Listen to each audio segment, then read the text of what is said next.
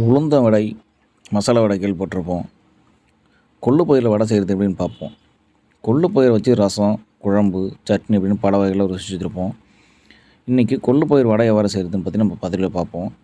தேவையான பொருட்கள்: கொள்ளு 400 கிராம், இஞ்சி 2 இன்ச்சு, பூண்டு 15 பல், சோம்பு 1 ஸ்பூன், பட்டை 1, பெருங்காயத்தூள் 1 ஸ்பூன், சின்ன வெங்காயம் 150 கிராம், கருவேப்பிலை தேவையான அளவுக்கு, உப்பு தேவைக்கேற்ப, எண்ணெய் அதில் பொரிக்க தேவையான அளவு. செய்முறைன்னு பார்த்திங்கன்னா, கொள்ளு பயிரை நல்லா கழுவி காய்ந்த மிளகாய் 4 சேர்த்து கெட்டியாக அரைச்சிக்கணும். ஊற வைக்கக்கூடாது. தண்ணீர் கொஞ்சம் கொஞ்சமாக சேர்த்து அரைக்கணும். பாதி அரைத்த பிறகு அதில் பூண்டு, இஞ்சி, கருவேப்பிலை, சோம்பு, பட்டை, பெருங்காயத்தூள், உப்பு இதெல்லாம் சேர்த்துக்கணும். கொஞ்சம் நேரம் கழித்து சின்ன வெங்காயத்தையும் சேர்த்து அரைக்கணும். வெங்காயம் லேசாக அரைப்பட்டாலே போதும்.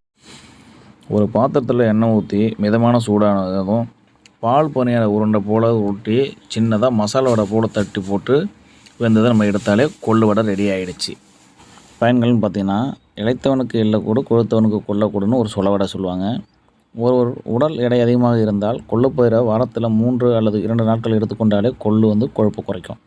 உடல் எடை அதிகமாக உள்ளவங்க எண்ணெய் சேர்க்காமல் அவிச்சு உப்பு மட்டும் சேர்த்து இல்லைன்னா முளைக்கட்டையும் எடுத்துக்கலாம்.